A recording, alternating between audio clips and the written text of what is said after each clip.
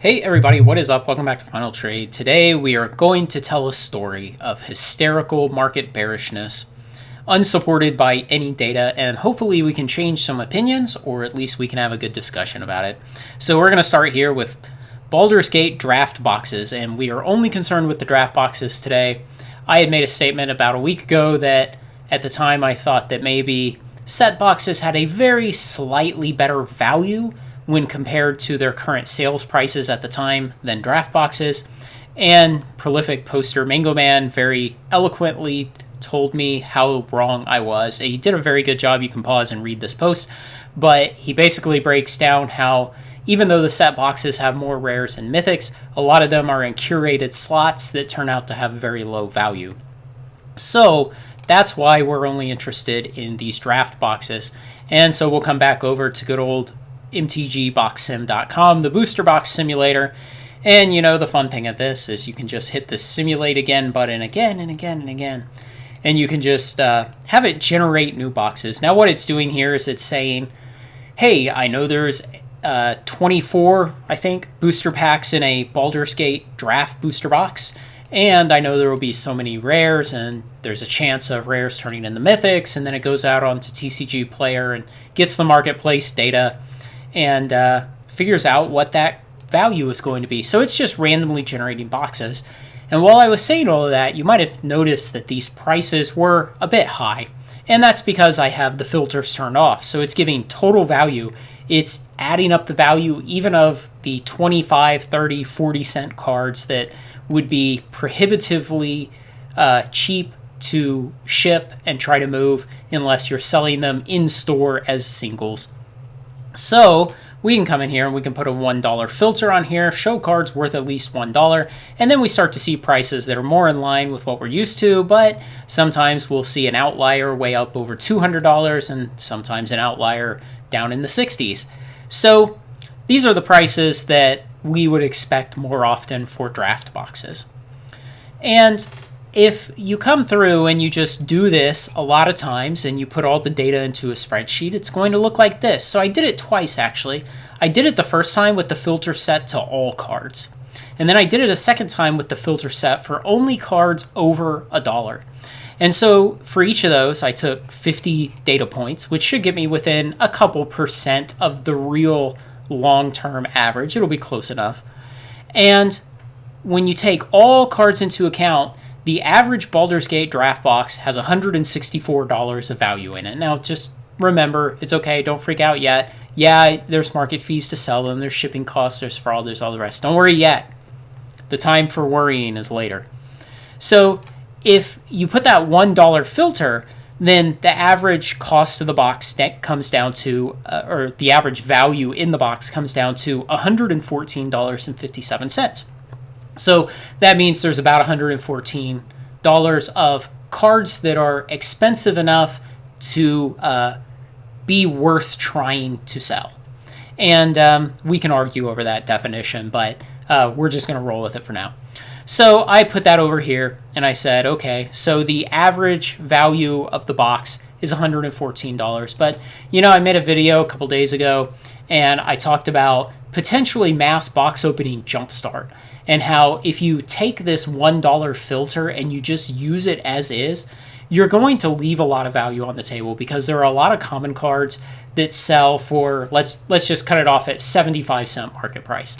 Okay, so commons and uncommons and even rares that are in that 75 cent to $1 market value that you could sell in 4 sets on eBay, and then you pay 1 shipping cost to sell 4 cards, and you've moved them back into a price range because you're selling multiples at once where it's worthwhile.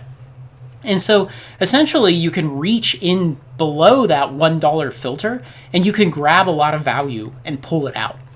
So what if we did that? And that's why I did this once for all cards and once for cards over $1, because the difference between those two average prices is the average value of cards worth less than $1, which is the difference between 164 and 114.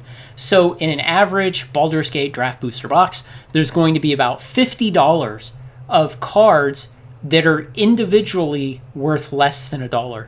So let's say that, you package those all into 4 sets, you put them up on eBay, and over time you sell them. And let's say you can extract about 20% of that $50. And I think that's conservative. Maybe people who've done this before could give me their gut feeling about what they think you could extract from that, from selling 4 sets of the cheap cards. But let's say 20% of that $50 difference. So that's another $10. So we'll just put another $10 on there. And so now the total EV of the box is $124.57. And the current price today of these boxes, if you go out on, I believe TCG Player was the cheapest I could find them today. And, if you've been in the Infinite program, like I've been telling you to be, and you've been in it for a couple months, so you're at the 2% cash back level, and then maybe you have 1% cash back on your credit card, you're going to be paying $83.33 for these boxes today. So if we take the current total EV that we think we get out of the box and we subtract $83.33, we are left with the EV minus cost of $41.24. I mean, that looks pretty good. But there's something we're leaving out here. And so we go and we ask WotC, well, what about special variants? And so borderless cards, the borderless cards come in set, draft, and collector boxes. So, okay, borderless are in the draft boxes, and the rulebook cards that everybody hates so much. The rulebook cards, yep, they're in draft boxes also. And the extended art cards, they are in collector boxes. So, you can only get the extended arts in collector boxes, and in the draft boxes we're interested in, you can get the rulebook showcase cards, and you can get the borderless cards. So what might that do to the value? So we'll come over here. I've just taken Baldur's Gate cards, and I've sorted by market price, high to low. And I just want to look at the first page here. So the first 24 cards, the 24 highest value cards in the set. And 5 of these on this page are extended art cards that are not available in the draft boxes that we're interested in. And of the remaining, 6 of them are borderless and 4 of them are showcase. And why is this interesting? Well, if we come back to Box Sim and let's just kind of scroll down like this so we can see the top 6 cards, and we're just going to hit simulate over and over again. And you can hit simulate till Kingdom Come. And what you will find is there are no borderless and there are no showcase cards shown here. And so Box Sim is not attempting to guess what the odds of drawing one of those variants is. And so instead they're just leaving them out. And so Box Sim is underestimating the value of the cards in the box by leaving those out. Yeah, you haven't seen any, have you?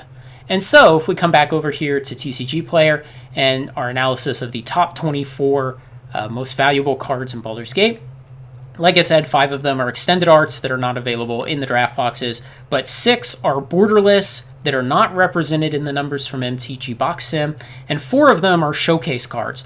So on this page of 24, the 19 that appear in draft boxes, 10 of those 19 are not in the MTG Box Sim numbers.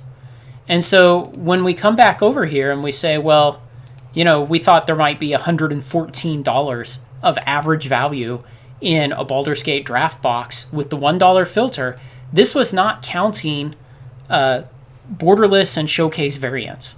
And those are some reasonably valuable cards. Now, also, if you have one of those variants and you draw the foil version of that variant, it won't be counted, and that's an even harder thing to assess. I just pulled out a couple random ones here, so you can see the difference in market price between normal and non-foil, about $6.50 higher. And, well, here's Ancient Silver Dragon, which is kind of the second best card in the set, and, okay, it's about $30 higher. And here's one of these awful showcase versions that no one likes, and even it is about $6 higher. And so there are premiums here for the foil variants and for the variants themselves that MTG Box Sim is not reflecting when it gives you this number. And so it's underestimating those things, and we'd have to come up with a number that we might fill in here. And man, I am open to suggestions. I'm going to very conservatively put $6 per box.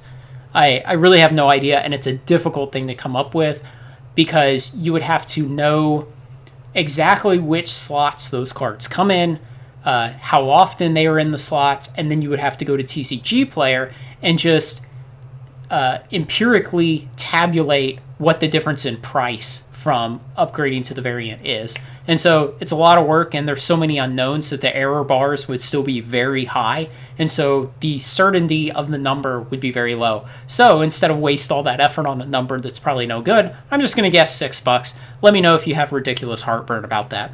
But ultimately, what that brings us to is that the total EV in the box, it could be $130. It might be a bit higher. Again, I think I've made conservative judgments here. But if so, then you're buying the box $47 cheaper than the value of the cards that are in it. And this is where I get to that story of hysterical bearishness. Everyone is so bearish on this set. You know, WotC rug pulled card stores hard. No one's going to argue that. But there is value in this set. There's value in the singles. And you can see it here. And you can see that the market is making the wrong choice. This is some of the most ridiculous inverted EV that I know of in the market right now. If I knew of more ridiculously inverted EV, I'd be funneling my money into it to exploit it and arbitrage it. So don't give in to the bearishness. Think for yourself. Do your own due diligence. Let me know if you think any of these assumptions are exceptionally ridiculous, or maybe even throw off the entire analysis. I think at worst, some people might argue that the variants add $3 to the box instead of $6 or something like that. But I think I've made very conservative judgments here. And even then, you come out with nearly $50 of inverted EV in these boxes. Now, if you can find some problem with this analysis, like, you know, maybe MTG Box Sim is assuming there's 100 booster packs in the box instead of 24, then let me know about that. But short of those kind of things, I don't see how we are in any type of situation except for incredibly inverted EV on these box prices as a result of just mindless groupthink hysteria. So let me know what you think. I appreciate your inputs. Like, comment, share, and subscribe. Join me on Final Trade and join the Patreon. Thanks a lot, guys.